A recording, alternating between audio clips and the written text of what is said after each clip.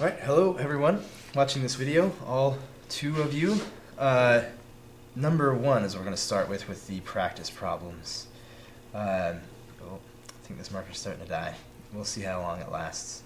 So number one has a triangle like this. Angle C, B, and A. 16, 12, 18, all inches here, okay? So solve the triangle means find the remaining pieces. So any of these things I could solve for, and keeping in mind what I just warned you about, because at some point we're going to want to use the law of sines just easier, okay?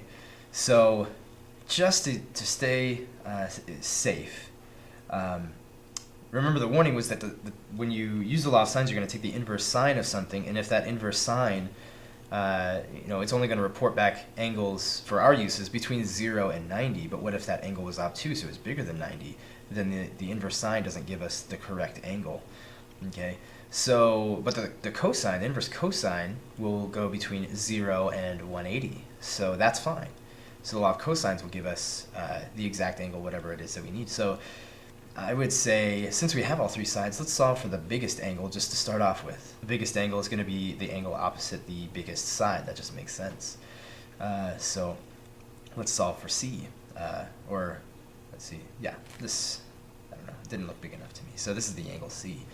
Let's solve for that.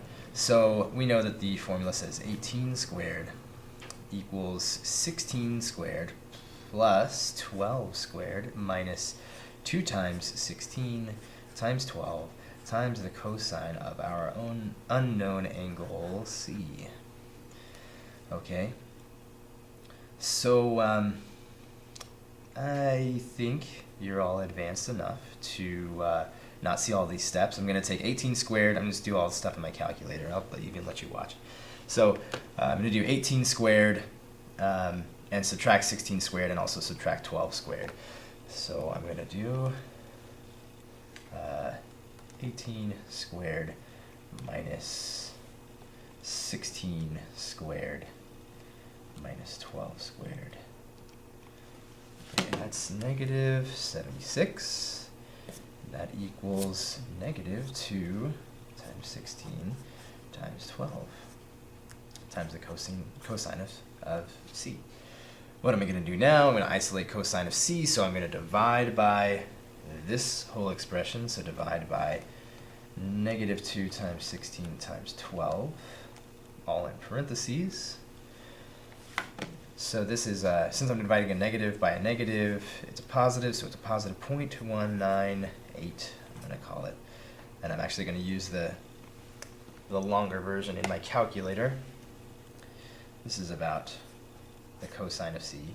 So I'm going to take the inverse cosine of both sides. Inverse cosine of the cosine of C is just C, and the inverse cosine of 0.198 is whatever it's going to be. And I want it in degrees because when we're doing triangles, it's easier to think in terms of degrees. So let's just make sure that we're in degree mode, which we are. So let's take this number and take the inverse cosine of it. Inverse cosine of the answer there. 78.58 degrees, okay?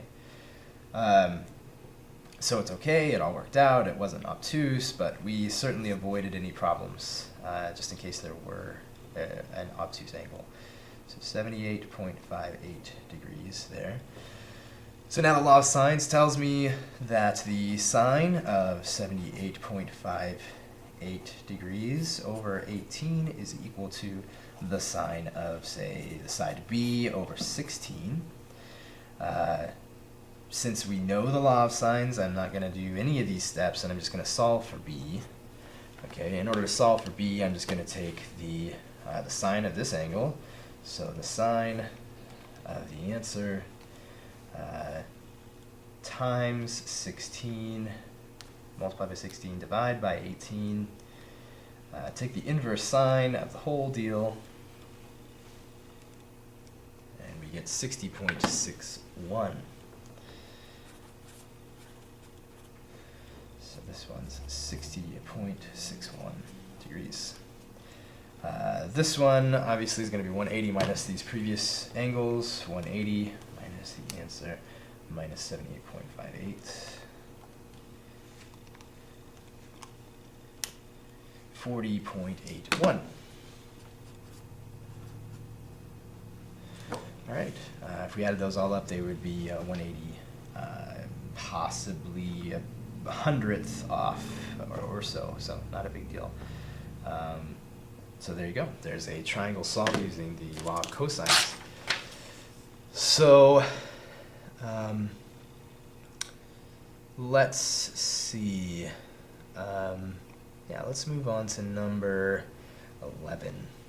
Number 11 is one of those ones that wants to get you, and I'm not going to let that happen to you. Okay, so I'm going to help you out and tell you, remember, follow, heed my warning. This is the angle A, which is 50 degrees. This, let's see, B is a side next to it. It's 15, and C is the side that's also next to that. Okay, this is the side A. And this is the angle. Let's see. Let's follow the diagram here. So B is 15, so the angle B would be here, and here's the angle C. Okay.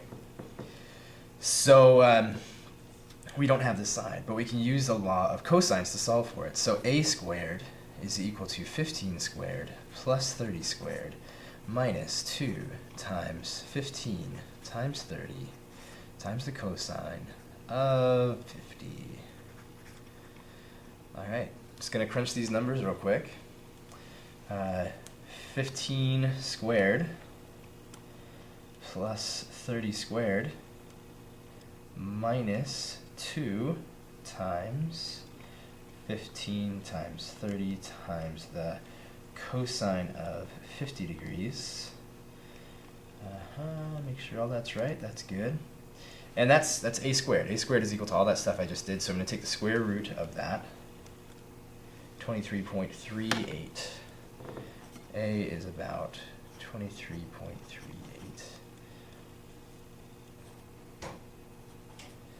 Okay, but here's the deal.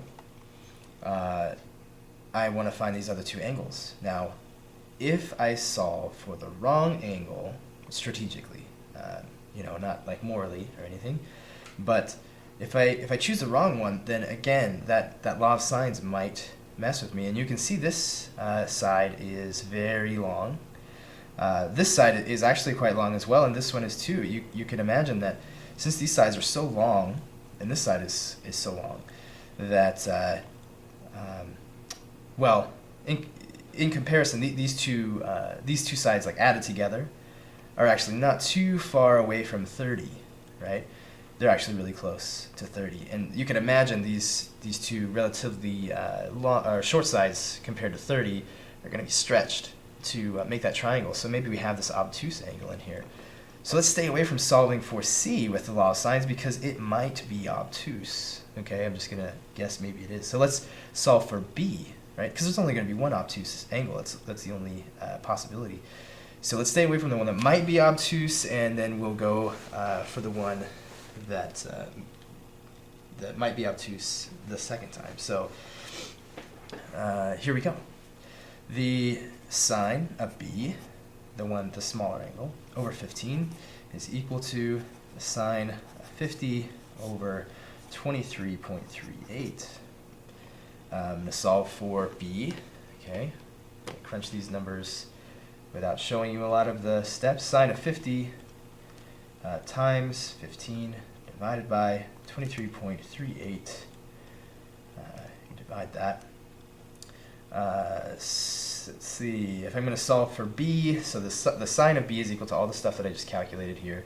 So take the inverse sine of both sides, which will give me 29. No, not that. B is approximately 29.44 degrees.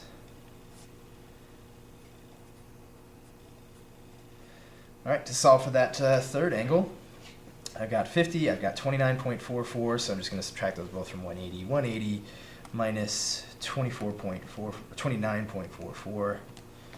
Bring this over here, 29.44 minus 50, 100.56. So C is approximately 100.56. 6. Okay. So there we go. It's all solved for 100.56. So you can see what I was talking about. Here's an obtuse angle. If we had used the law of sines, we would have found out. So let me kind of do an aside over here. If I use the law of sines, well, this angle, let's look on the unit circle, this angle is 100.56. That's somewhere in this neighborhood, and here's 90 degrees. Well, the law of sines would have told me this angle right here was the angle I was looking for. It would have given me the acute angle, the angle that's less than 90, between 0 and 90. So that would have been no good. That's not the actual angle that is used to construct this triangle. So that's why we want to stay away from doing that. Okay? So let's do an angle, or a, area. We've got number 28, 25, 35, 32. Remember that it's the square root of s times s minus a times s minus b times s minus c. But what's s? S is all three angles added together divided by 2. 35 plus 25 plus 32 over 2. 35 plus 25 plus 32 divided by 2. 46. S is the number 46. So we have 46 times 46 minus, it doesn't really tell us what A, B, and C are. Let's just label them so we can keep everything straight. 46 minus 35, that's going to be 11, times 46 minus 25, 21, and 46 minus 32, that's 14. So the square root of all, the product of all these, 46 times 11 times 21 times 14, take the square root. And so this number was 148,764, and this is just about 385.7. It's 0.699, and if I round up to the second place, I have to round to 0.7. So 385.7, what are these, inches, meters? So meters cubed, or squared. It's the area, not the volume. Okay. So I think we have just enough time to solve this word problem. So there's this lake, and this is 38. So trig is really useful in surveying. It's essential. So to approximate the length of this river, or like a lake, you could like try and throw a rope over it and then measure the rope, but that's crazy. That's just insane. So what we do, we're gonna find a kind of a path we can walk along here and walk down to this other point, and then we're going to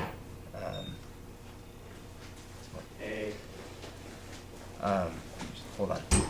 So what we're gonna do is we're going to walk a line here and walk a line here and create a triangle. Okay. So it says the surveyor walks 380 meters here. He walks 240 meters here, and this degree is 80 degrees that he turns. Okay. So we want to approximate this length. Well, we know the law of cosines says that this side, let's call it a squared is equal to 380 squared plus 240 squared minus 2 times 380 times 240 times the cosine of that angle, 80 degrees. So I'm just going to crunch these numbers real quick. 380 squared plus 240 squared minus 2 times 380 times 240 times the cosine of 80 degrees. degrees. And again, I'm going to take the square root of that number because those numbers that I just did is a squared. So take the square root of both sides. And that lake is about 412.71 meters across. So thanks for watching, the two of you that watched, and I'll see you later.